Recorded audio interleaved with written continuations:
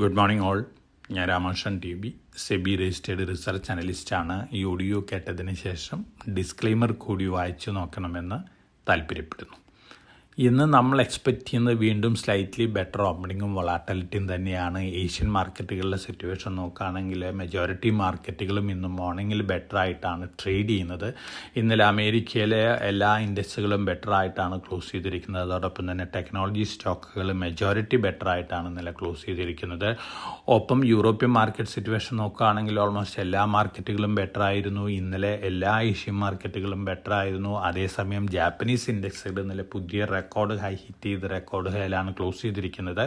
കമോഡിറ്റികളുടെ കാര്യം നോക്കുകയാണെങ്കിൽ ഗോൾഡും സിൽവറും നല്ല വൊളാറ്റിലിറ്റി കാണിക്കുന്നുണ്ട്. ഇന്നലെ സിൽവർ അറൗണ്ട് 9% ബെറ്റർ ആയിട്ടാണ് ക്ലോസ് ചെയ്തിരുന്നത്. ഇന്ന് മോർണിംഗിലത്തെ സിറ്റുവേഷൻ നോക്കുകയാണെങ്കിൽ ഈ രണ്ട് കമോഡിറ്റികളിലും നല്ല വൊളാറ്റിലിറ്റി ഉണ്ട്. സ്പോട്ട് ഗോൾഡ് ഇന്ന് മോർണിംഗിൽ ട്രേഡ് ചെയ്യുന്നത് $5020 പെർ ഔൺസിനാണ്.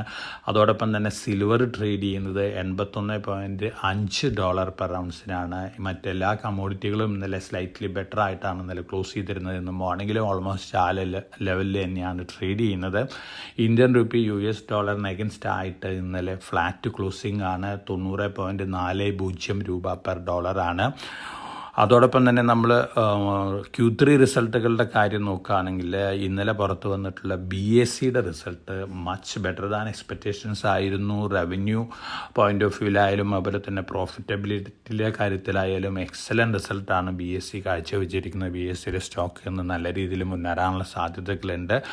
അതോടൊപ്പം തന്നെ റാംകോ സിമെൻറ്റ് എക്സലൻറ്റ് റിസൾട്ടാണ്. Q3 റിസൾട്ട് പോസ്റ്റ് ചെയ്തിരിക്കുന്നത്. ഈ സ്റ്റോക്കിൽ ഒരു പോസിറ്റീവ് റിയാക്ഷൻ കാണാനുള്ള സാധ്യതകളുണ്ട്. ഇന്ന് ധാരാളം Q3 റിസൾട്ടുകൾ വരുന്നുണ്ട്.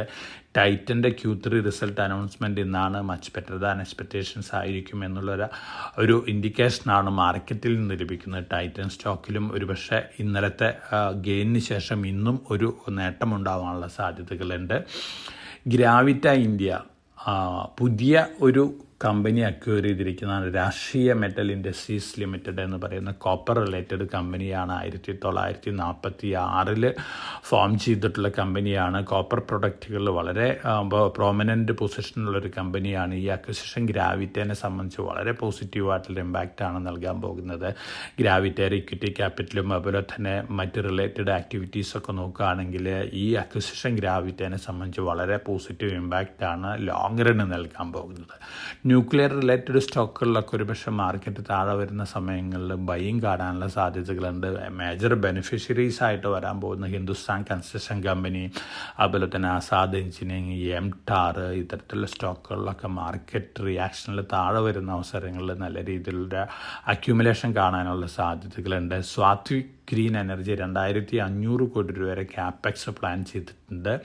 അടുത്ത ധനകാര്യ വർഷത്തേക്കാണ്. പോസിറ്റീവ് ന്യൂസ് ഫ്ലോസ് ആണ് ഈ കമ്പനീനെ സംബന്ധിച്ച് വന്നുകൊണ്ടിരിക്കുന്നത്.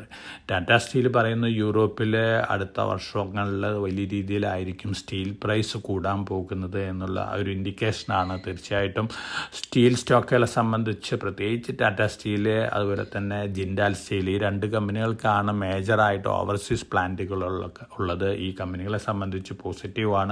ഒപ്പം ഡൊമസ്റ്റിക് ആയിട്ട് സ്റ്റീൽ കൺസംഷൻ കൂടുകയാണ്. അപ്പോൾ ഡൊമസ്റ്റിക് സ്റ്റീൽ കമ്പനികളെ സംബന്ധിച്ച് പ്രത്യേകിച്ച് സെയിൽ, JSW സ്റ്റീൽ ഇത്തരത്തിലുള്ള കമ്പനികളെ സംബന്ധിച്ചും പോസിറ്റീവായിട്ട് ന്യൂസുകൾ തന്നെയാണ് വന്നുകൊണ്ടിരിക്കുന്നത്.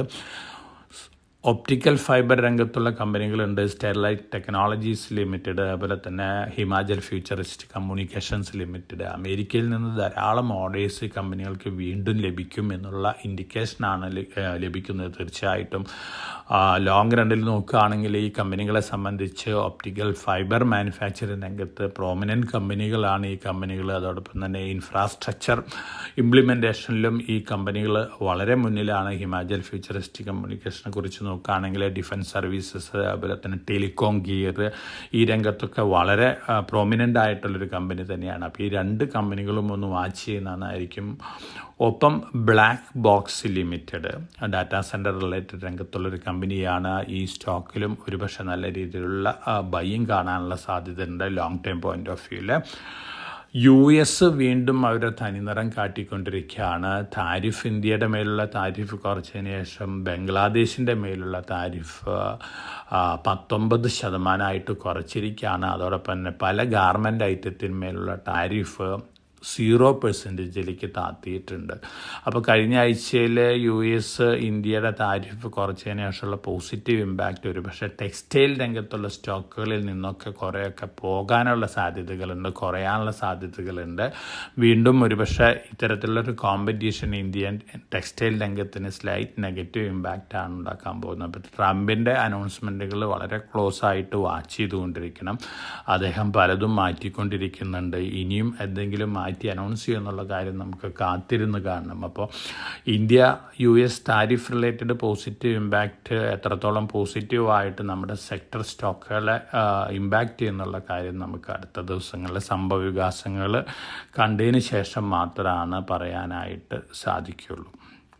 IDBI ബാങ്ക് അക്വിസിഷനിൽ നിന്ന് കോട്ടക് മഹീന്ദ്ര ബാങ്ക് പിൻവാങ്ങിയിരിക്കുകയാണ്. ഫെയർഫാക്സ് കാത്തലിസറിയൻ ബാങ്കിൻ്റെ പാരന്റ് കമ്പനിയാണ് ഇപ്പോൾ. അതുപോലെ തന്നെ എമിറേറ്റ്സ് NBD, ഈ 2 ബാങ്കുകളാണ് IDBI ബാങ്ക് സ്റ്റേക്കിന് വേണ്ടി ഇപ്പോൾ റേസിലുള്ളത്. ആർക്കാണ് ഇത് ലഭിക്കാൻ പോകുന്നുള്ള കാര്യം അടുത്ത ദിവസങ്ങളിൽ അല്ലെങ്കിൽ അടുത്ത ആഴ്ചകളിൽ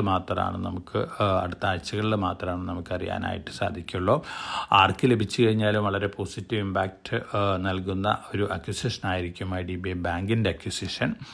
ഇനി NSEയുടെ ഒരു റിപ്പോർട്ട് പുറത്തു വന്നിട്ടുണ്ട്. റീറ്റെയിൽ ഹോൾഡിങ്സ് 4-year ലോയിലാണ് 2025 വന്നിരിക്കുന്ന റിപ്പോർട്ടാണ്. പക്ഷേ ഇത് ഓവറോൾ മറ്റ് ഡാറ്റകളൊക്കെ വെച്ച് നോക്കുകയാണെങ്കിൽ എത്രത്തോളം ശരിയാണെന്നുള്ള കാര്യം പറയാൻ സാധിക്കില്ല. അതേസമയം ഡൊമസ്റ്റിക് ഇൻസ്റ്റിറ്റ്യൂഷൻസ് ഫോറിൻ പോർട്ട്ഫോളിയോ ഇൻവെസ്റ്റേഴ്സിനേക്കാളും ഇന്ത്യൻ ഇക്വിറ്റീസ് ഹോൾഡ് ചെയ്യുന്നു എന്നുള്ള റിപ്പോർട്ടുകളുണ്ട്. ഇത് തീർച്ചയായിട്ടും ഇന്ത്യൻ മാർക്കറ്റിൻ്റെ സ്ട്രെങ്ത്തിനെ തന്നെയാണ് സൂചിപ്പിക്കുന്നത്. അപ്പോൾ ഇത്തരത്തിലുള്ള ന്യൂസ് ഫ്ലോസ് ഒക്കെ വരുന്നുണ്ട്. അതോടൊപ്പം തന്നെ മറ്റു ന്യൂസ് ഫ്ലോസ് നോക്കുകയാണെങ്കിൽ നമ്മളെ സംബന്ധിച്ച് പൊതുവെ ഇനി മുന്നിലുള്ള ഇവൻറ്റുകൾ എന്ന് പറയുന്നത് Q3 റിസൾട്ടുകൾ, അതുപോലെ തന്നെ അമേരിക്കൻ പ്രസിഡന്റ് താരിഫ് റിലേറ്റഡ് ആയുള്ള ഫൈനൽ അനൗൺസ്മെൻറ്റുകൾ, മാർച്ച് 2nd വീക്കിൽ വരാൻ പോകുന്ന അല്ലെങ്കിൽ സൈൻ ചെയ്യാൻ പോകുന്ന ഇന്ത്യ US താരിഫ് ഡീൽ, ഈ ഇവൻറ്റുകളാണ് മുന്നിലുള്ളത്. അതിനു മുമ്പ് ജിയോ പൊളിറ്റിക്കൽ ടെൻഷൻസൊക്കെ വഷളാവുകയാണെങ്കിൽ അതിൻ്റേതായ നെഗറ്റീവ് ഇമ്പാക്റ്റുകൾ ഒരു പക്ഷേ ഗ്ലോബൽ മാർക്കറ്റിലേക്ക് ഉണ്ടായേക്കാം. അതിൻ്റെ ഒരു നെഗറ്റീവ് ഇമ്പാക്റ്റ് ഇന്ത്യൻ മാർക്കറ്റിലും കാണാനുള്ള സാധ്യതകളുണ്ട്. തീർച്ചയായിട്ടും ട്രംപിൻ്റെ അനൗൺസ്മെൻറ്റുകൾ വളരെ ശ്രദ്ധയോടുകൂടി കേൾക്കണം. കാരണം അദ്ദേഹം പലതും മാറ്റി പറഞ്ഞുകൊണ്ടിരിക്കുന്നുണ്ട്. അപ്പോൾ വളരെ കോഷ്യസ് ആയിട്ട് മാർക്കറ്റിൽ മൂവ് ചെയ്യുക. കമ്മോഡിറ്റി മാർക്കറ്റിൽ ഗോൾഡിലും സിൽവറിലും നമുക്ക് നല്ല വൊളാറ്റിലിറ്റി വീണ്ടും എക്സ്പെക്റ്റ് ചെയ്യാം. എന്നിരുന്നാലും ഗോൾഡിനെ സംബന്ധിച്ചുള്ള റിപ്പോർട്ടുകളെല്ലാം തന്നെ ലോങ് റണ്ണിൽ പോസിറ്റീവാണ്. $6,000 per ounce ഈ വർഷാവസാനം ഹിറ്റ് ചെയ്യുന്നുള്ള ടാർജറ്റ് ഇൻഡാക്റ്റ് തന്നെയാണ്. വൊളാറ്റിലിറ്റി ഒക്കെ കണ്ടേക്കാം. സിൽവറിൻ്റെ കാര്യത്തിൽ നല്ല വൊളാറ്റിലിറ്റി കണ്ടേക്കാം. ഓവറോൾ നോക്കുകയാണെങ്കിൽ കമ്മോഡിറ്റി സെഗ്മെൻറ്റിൽ പോസിറ്റീവ് ബയാസാണ് കാണുന്നത്. അപ്പോൾ എല്ലാവർക്കും നല്ലൊരു ട്രേഡിൻ്റെ ആശംസിച്ചുകൊണ്ട് ഞാൻ ഇന്നത്തെ പ്രീ മാർക്കറ്റ് കമൻ്റ് ഇവിടെ അവസാനിപ്പിക്കുകയാണ്. Thank you.